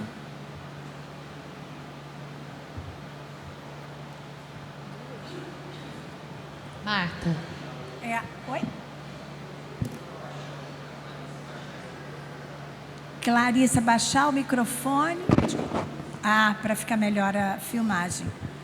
Bom, eu também, nossa, eu gostei demais, anotei tantas coisas. E o que eu quero comentar e fazer pergunta depois é como as nossas áreas têm em comum, né? Eu sou historiadora, a gente tem antropólogos, vocês das artes, como a gente está pensando parecido, né? E eu acho que esse pensar parecido não é acaso, não é ingênuo, é um momento, né, de uma mudança dos paradigmas da própria academia, de reconhecer as pressões sociais pelo reconhecimento dos artistas numa luta antirracista que passa, que eu achei incrível, pela população afro-indígena, indígena e negra. Quer dizer, são outros sujeitos que a gente está partilhando ou reconhecendo algo que não era reconhecido. Então, eu estou fascinada, foi excelente, né? Me mexeu demais, enquanto nós, historiadores, que a gente hoje, eu trabalho mais com a música, essa turma aqui está toda historiadora, mas como a gente tem que se aproximar das artes plásticas, que talvez seja a área mais dura, como a Ângela, eu sempre digo, as artes plásticas é a área mais dura na luta antirracista.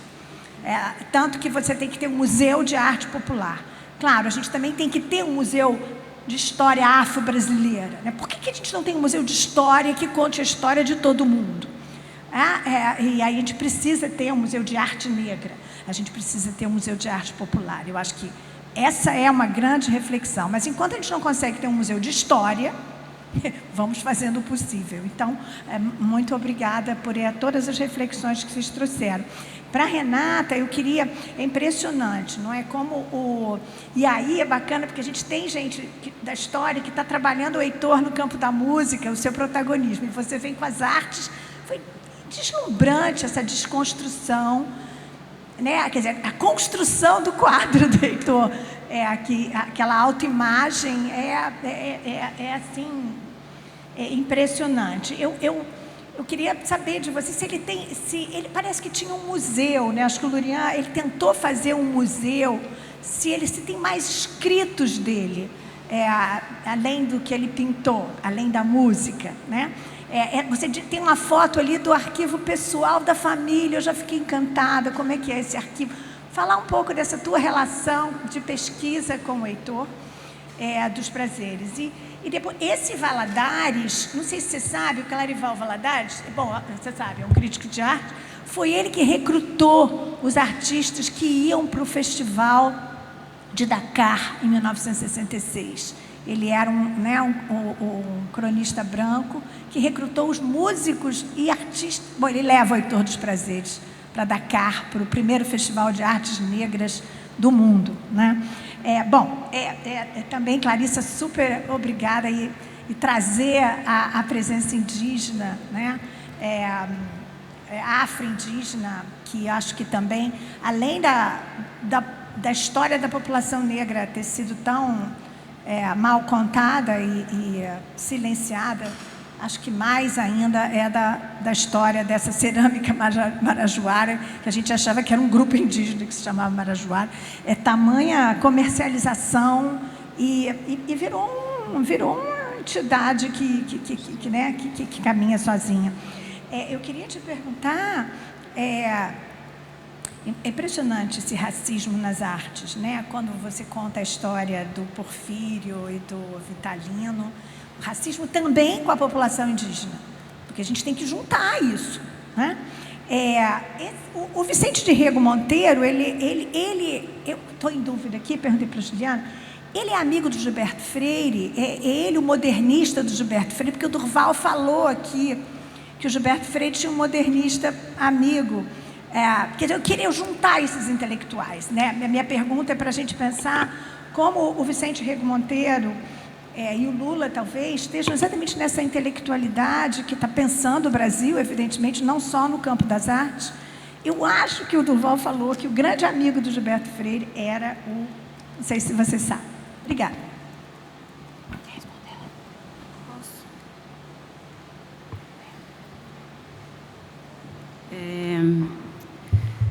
Lurian, né?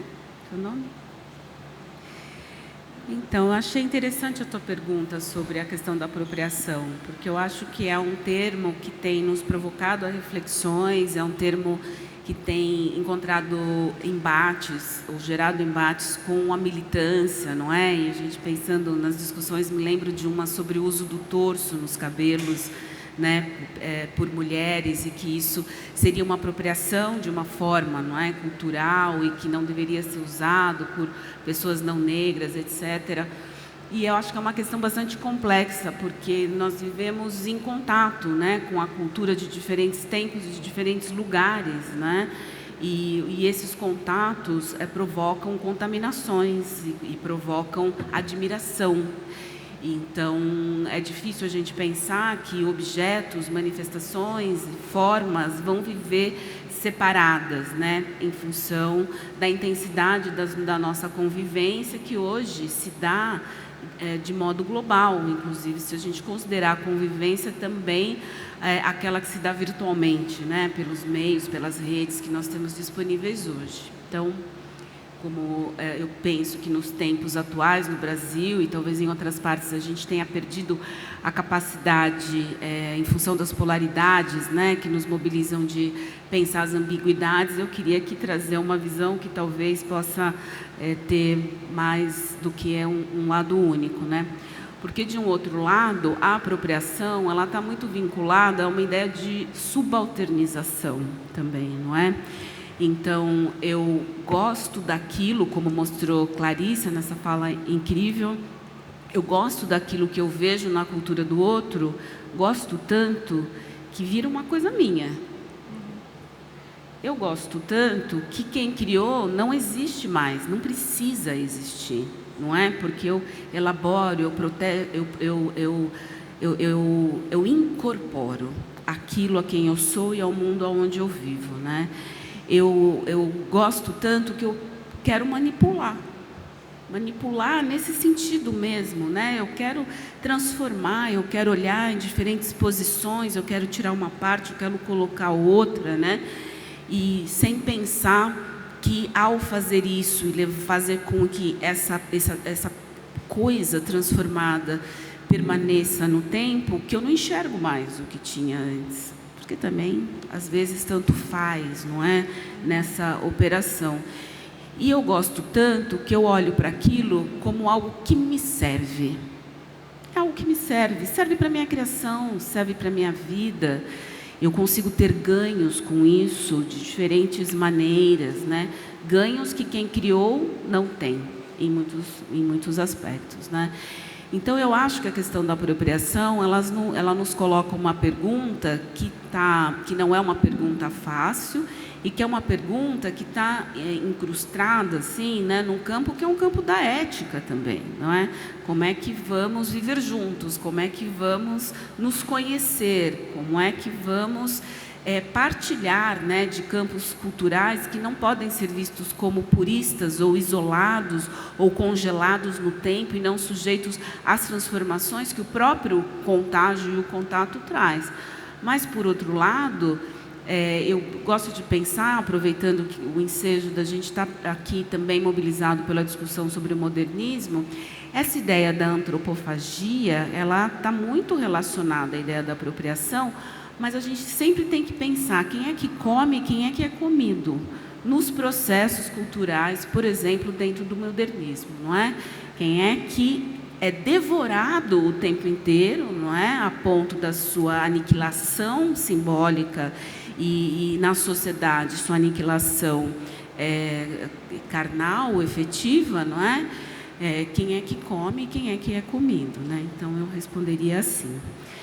Sobre as questões trazidas pela Marta, que bom, né, Marta, que nós estamos no mesmo campo, e eu acho que num campo que é de hoje, um campo que nos pede, nós tivemos, eu acho, assim, informações semelhantes, né, que nos pede descartes de coisas que a gente traz para ver o que é que pode entrar nesse lugar, para uma leitura que seja mais cristalina, né, mais potente também dos objetos culturais e históricos que a gente se debruça e que a gente observa.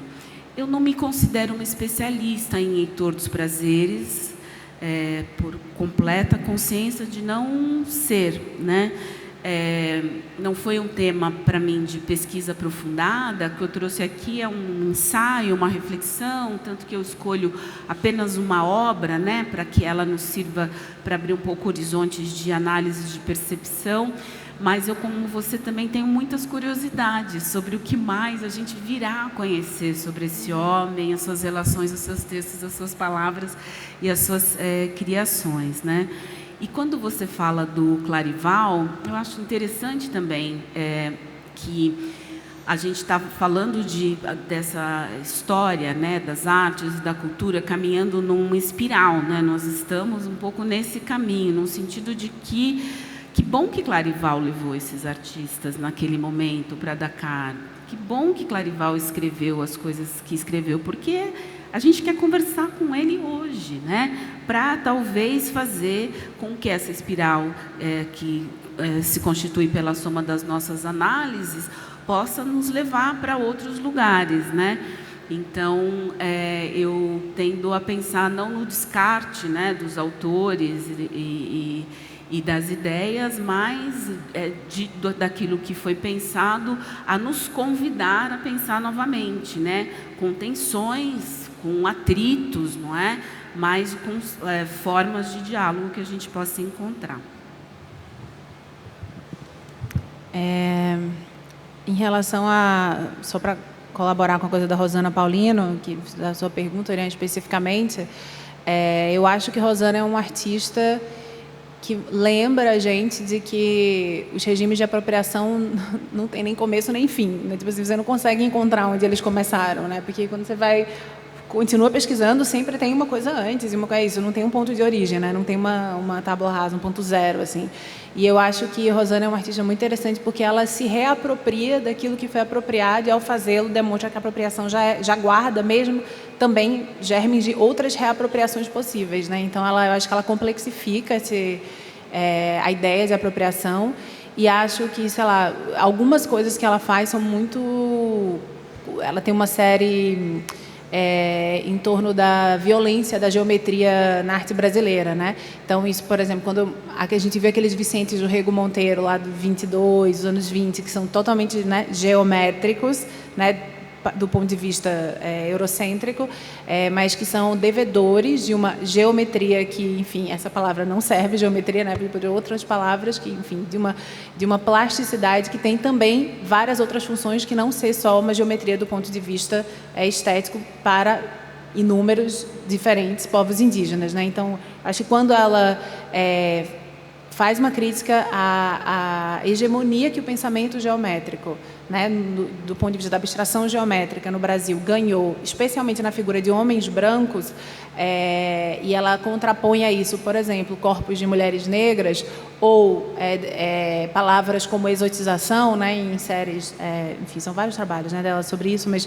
eu acho que ela está falando um pouco dessa história aqui, né, de como a apropriação é isso, e a ideia da liberdade do artista, que, por exemplo, tudo reduz, tudo sintetiza, tudo geometriza, de acordo com uma pauta moderna, né? Guarda, enfim, isso, são reiterações da estrutura racista mesmo, né? Da nossa sociedade, assim, que também se expressam esteticamente, né? Então, toda e qualquer construção estética é uma construção social, né? Necessariamente. Então, e com isso não escapa, né, dessas relações todas. Então, eu acho que ela é uma artista muito interessante, assim, e eu acho que tem muitas relações, assim, né, que você apontou. Em relação, Marta, a Vicente,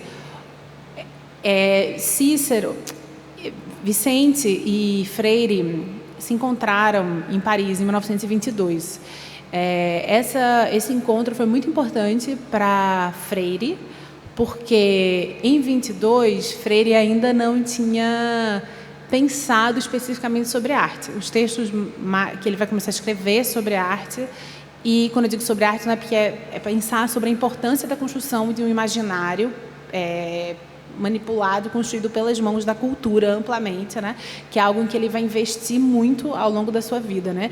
Então, ele ainda não tinha elaborado isso com tanta clareza, ele vai elaborar isso em diálogo com vários artistas. Vicente, no começo dos anos 20, é muito importante para ele. Quando ele vai, em 22, para Paris, encontra Vicente, ele mesmo faz uma caricatura do encontro deles, e na caricatura deles, no fundo, você vê um esbocinho de uma pintura que é muito parecida com essa geometrização aí dos anos 20 que Vicente estava fazendo. Então, de fato, tem um impacto, mas ele não é o amigo de Freire.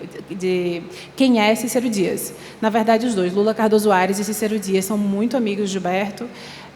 A vida inteira, Lula Cardoso Aires fez o cartaz da campanha de Gilberto a deputado federal. Cícero ilustrou Casa Grande Senzala, né? Lula basicamente ilustrou, sei lá, metade dos livros de Freire.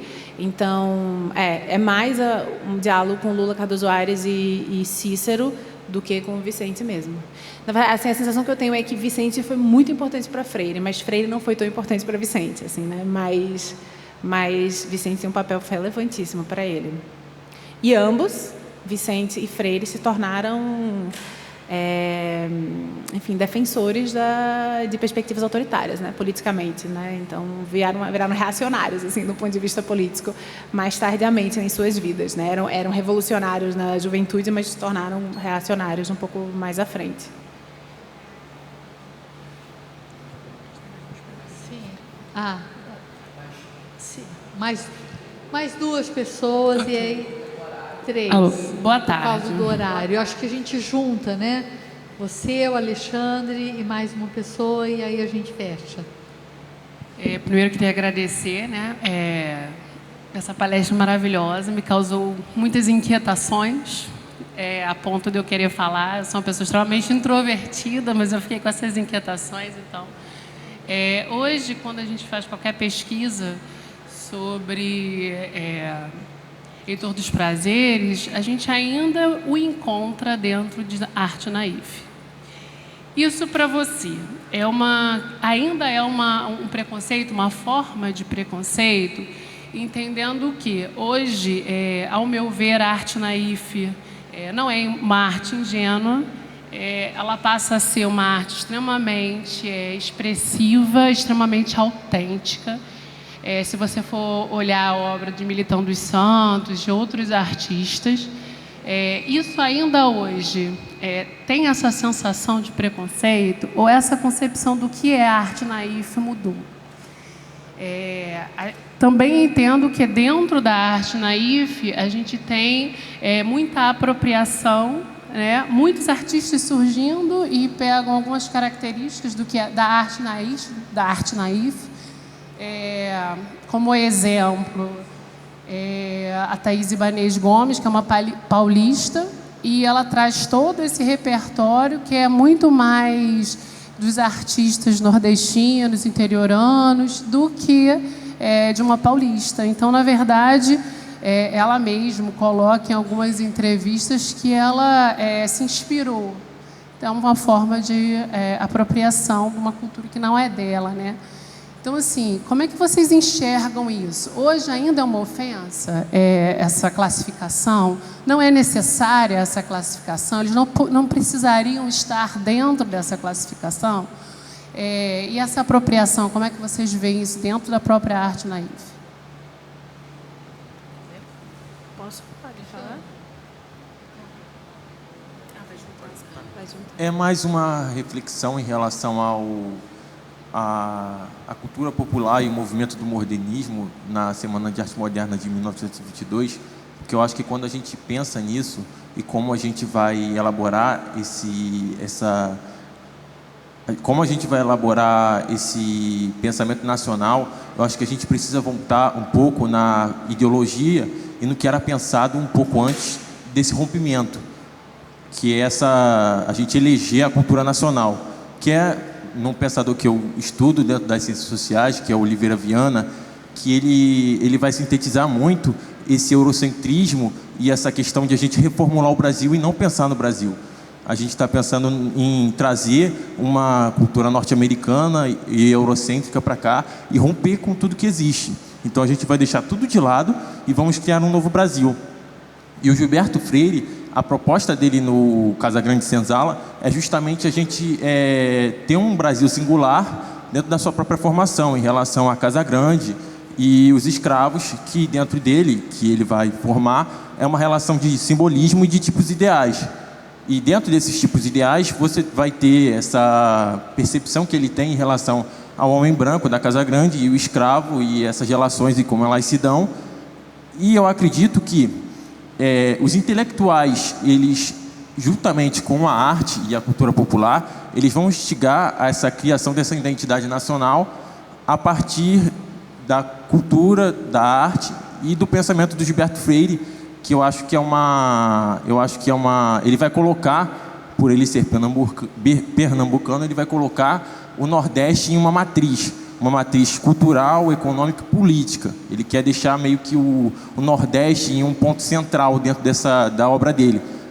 E eu acho que a contribuição dele na sua obra, por mais que ele vá deixar de lado a relação de dominação entre branco e escravo, e ele vai somente olhar o simbolismo, eu acho que a contribuição dele, juntamente com a Semana de Arte Moderna de 1922, é dentro dessa questão de colocar o Brasil num centro em debate e de uma maneira muito singular com o próprio conceito de lusotropicalismo do Gilberto Freire.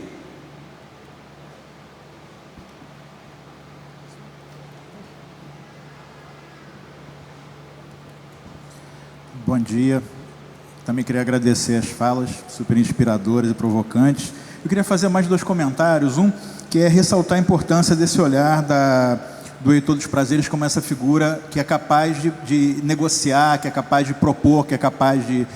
que normalmente é visto como algo que relata eles como vítimas ou como tivessem cedido alguma coisa por estarem negociando com essa questão da forma de vestimenta, das questões que se colocam para, de alguma maneira, negociar um certo espaço de aceitação na sociedade, papel que o Paulo da Portela, outras figuras centrais também desempenharam, né? Eu acho que é reforçar esse lado dele com aquela figura que era capaz, né, de não só de negociar, mas de ter uma consciência sobre essa negociação, né? Essa consciência que vai trazê-los para outro lugar de reconhecimento, inclusive de negociação com a sociedade. E a segunda, mais especificamente para a Clarissa, que é esse debate da reapropriação que artistas indígenas vêm fazendo, né? Vocês citaram, no caso da Rosana Paulina, mas eu queria destacar aqui o trabalho do Jair Drisbel, do Denilson Baniwa, né? Que vão fazer provocações mais diretamente, principalmente nesse momento da revisão da semana de 22, no trabalho deles muito anterior, fazendo essas provocações, inclusive se apropriando de obras e de símbolos específicos do modernismo para rediscutir essas questões. Eu queria ver se você consegue, nesse tempo que a gente ainda tem, comentar um pouquinho sobre isso. Obrigado.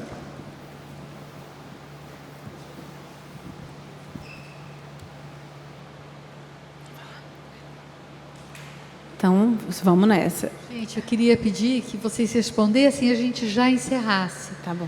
Por causa da parte da tarde, tá bom? Obrigada. Sobre o termo, Naif, acho que a Renata vai responder melhor no contexto de Heitor, tal. Eu acho que as palavras são o que a gente faz delas, o uso, né? Eu acho que assim, às vezes a gente responsabiliza o termo quando a gente tem que olhar para o contexto social e o modo como os termos são praticados e disputados, efetivamente, né? Então, é claro que o termo naif surge historicamente no contexto negativo, né? Preconceituoso, mas ele foi apropriado, né? Como a arte para o próprio Heitor, como uma forma de agência, né? Então essa discussão que está falando deixar o popular de lado, né? Então assim, hoje você tem um campo da arte no Brasil que se auto-intitula naif, né? E se auto-intitula naif para demarcar a sua diferença em relação a uma, digamos, hegemonia, digamos assim, da arte contemporânea, né? Então, para alguns desses artistas, não todos, efetivamente, dizer-se naif é marcar sua posição de marginalização produzida pela arte contemporânea. Então, né, assim, eu acho que é difícil, isso é um pensamento contextual, né? Então, quando você vai em Piracicaba, na Bienal Naifes do Brasil, e você vê um jovem artista virar e dizer: eu quero ser naif e eu não quero que você venha aqui colocar arte contemporânea na minha Bienal Naif, o que ele está dizendo? Ele está dizendo: olha, eu não quero ser engolido pela arte contemporânea, eu quero demarcar o meu direito à diferença inegociável, né? Então, isso sem dúvida, é o uso que ele está fazendo, né? Então, é igual a palavra preto, né? Preta, enfim. É um termo que surge pejorativamente, mas que pelo movimento negro é reapropriado, né? Fazendo essa torção, politizando, mas isso se dá no uso, né? Não é a palavra em si que não dá para, né, enfim, satanizar a palavra. Então, eu acho que é tudo muito contextual, muito caso a caso, porque, como você narrou, também tem o outro caso, né? Também tem esse naif construído, inclusive, muitas vezes por interesses puramente comerciais, muitas vezes artificialmente por marchands que vivem vendendo arte naif brasileira no exterior, né? E forçando ali a criação de uma ideia de uma naifização que acaba reproduzindo estereótipos e arquétipos de novo em torno do nordestino, de novo em torno do negro nordestino, né, da mulher nordestina. Então, eu acho que é muito sobre uso. Assim, para mim, qualquer termo é como ele é usado, por quem é usado, né, e como ele pode ou não estar mantendo ou disputando, né, essas tradições. Em relação a Freire, eu, enfim, concordo, né, com a importância de Gilberto Freire. Pessoalmente, também estudo muito Gilberto Freire. O que eu acho, assim, bem pessoalmente, eu acho que a importância maior de Gilberto ele, já nos anos 20, ele escreve esse texto das relações dos pintores com a luz regional, né, nos anos 25, ele escreve esse texto, depois que ele encontra Vicente e tudo mais. E nesse texto ele fala, é um texto para os artistas, né, um texto de convocação para os artistas, né, contemporâneos, a pararem de pintar a paisagem do Nordeste à la europeia. Então, ele fala assim, como que você olha para o mar de Pernambuco e pinta ele azul? Porque ele é verde. Né? Então, assim, como que você olha para o céu do Ceará e pinta ele cinza? Porque ele é branco, estourado. Né? Você mal vê, ele é totalmente saturado, totalmente contrastado. Né? Então, ele, ao fazer isso, o que ele está fazendo? Ele está dizendo, olha, qualquer parâmetro estético é uma construção social. Né? Então, se você é um artista situado no Nordeste, né, você tem que entender onde você está, de que lugar você fala e olhar para esse lugar. Né? Então, ao invés de só replicar modelos, né, cânones, né, que a educação artística há séculos é baseada na ideia do cânone, da cópia, né, da adaptação do cânone, ele vai dizer, não, pense desde onde você está. Né? E eu acho que esse pensamento dele vai ter muitas consequências teóricas. Né? Ele vai ser a primeira pessoa no Brasil, eu acho, mesmo assim, que eu tenha visto, a falar de ecologia social, né? a usar a ideia de ecologia como evidência do ambiente onde estamos, né, mas não de uma ecologia biologizante ou de um determinismo biológico, mas de uma ecologia social. Então, ele é, por exemplo, um dos primeiros críticos à Brasília, ao projeto de Brasília, por dizer que Brasília não tem consciência de ecologia social, não tem ciência de ecologia social. Né? Então, Brasília cai de paraquedas, o projeto é uma espécie de OVNI que chega lá, que ignora questões atmosféricas, né, sociais, raciais, ambientais propriamente, né? Então, e ele, mais para o final da trajetória dele, ele vai parar de falar muito em o homem do Nordeste, que é um pouco a chave, né? Enfim, porque é isso, como ele desenvolve um pensamento contextual ao longo da trajetória dele e ele está no Nordeste, o pensamento contextual dele é nordestino, né? Ele vai a vida inteira. Mas, no final, ele vai conseguindo abrir mais para a ideia de ecologia social e, no final, ele está falando muito na ideia do homem situado. Então, ele já, nos últimos textos dele, já não está necessariamente apenas falando do homem nordestino, mas falando de uma ideia de situacionalidade. Ele fala em situacionalidade, homem situado. Então, assim, eu acho que tem uma importância muito grande em Gilberto de pensar a partir do lugar onde se está, mas não numa perspectiva de um determinismo biológico ou ecológico, mas de uma perspectiva mais ampla, social, né, desses sujeitos, e eu acho que isso ainda foi pouco explorado, né, na trajetória dele, mas se tem alguma coisa que eu acho muito assim profundamente, que colaborou, que ele como, né, enfim, pensador social, colaborou para as artes modernas no Brasil, foi isso, chamando a atenção para a importância do contexto, né, e como o artista responde, reage, se atrita, está em fricção com o seu contexto, porque ele se entende como produtor do seu próprio contexto, e não só como produto dele, né? Eu acho que isso é bem, bem importante. E em relação à antropofagia, né, os artistas, eu acho que é isso, assim, um artista como o Denilson, quando ele pinta reantropofagia, né, ele tá dizendo, olha, se você me comeu hoje, é porque um dia eu já comi você e é porque um dia eu vou te comer de volta. Né? Então, assim, o que a gente fala? Todo o processo de relação com o outro não tem começo, não tem fim. Né? Então, toda devoração gera o direito a devorar o outro. Né? Então, se você me comeu, eu tenho o direito a me vingar de você e te comer. Então, né, quando ele pinta a reantropofagia, ele tá devorando a antropofagia que um dia devorou os deles. Né? E ele sabe que ele está fazendo isso porque ele está no contexto histórico que ele vai ser automaticamente devorado. Tá aí já é Deresbel para contar a história, né? Então, assim, eu acho que o que um artista como ele nos lembra é que esse processo ele não para, ele não tem, tipo, ele é cotidianamente produzido e ele é cotidianamente produzido como um campo de tensões, como um campo, né, de conflito e no caso dele, ele enfim, de vários povos do Rio Negro, como um campo de guerra mesmo, né? São povos guerreiros, são povos que historicamente entendem a ética da guerra como direito à vingança, né? O campo quando ocupam o campo da arte, ocupam o campo da arte também como campo de guerra, como um campo bélico, né? Onde eles já foram devorados, já devoraram e vão seguir sendo devorados e devorando, assim. Então, eu acho que tem uma importância muito grande na compreensão política do prefixo ré, sabe? Quando ele pinta a antropofagia. Eu acho que é menos só sobre ficar falando antropofagia enquanto modernismo paulistano, mas eu acho que o que ele quer dizer para a gente é o ré, entendeu? Assim, tipo, olha só. E esse ré é a potência do pensamento da vida em espiral que te coloca de volta, né? Às vezes você está subalterno, às vezes você volta como sujeito, né, com agência, mas também é o ré que fica perpetuando violências, né? Também, eu acho que, para mim, ele nos ensina muito a olhar para o ré, sabe? Assim, para essas recorrências várias. É isso. Maravilhoso você trazer Baniwa. Eu queria responder a essa questão do Naif. Foi bom ouvir Clarice antes, que teve uma experiência muito marcante, né, com a Bienal, com a proposição ao redor desse termo. Pensando que acho interessante que haja um segmento para que esses artistas estejam agrupados quando a gente se debruça sobre eles para análise.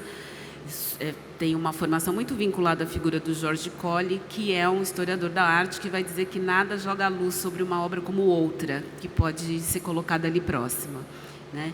E também porque penso que pensar em eliminar a categoria para que a gente, então, incorpore toda essa produção num conjunto maior de artistas, de uma produção moderna contemporânea, também parece uma demanda que parte de uma ótica de que eles já estão subalternizados ou são, e que, portanto, eles precisam ser alçados para cima, e que isso, sim, seria um sinal de reconhecimento, quando, na verdade, não é este o caso, e são todos providos do valor que a sua produção apresenta, né?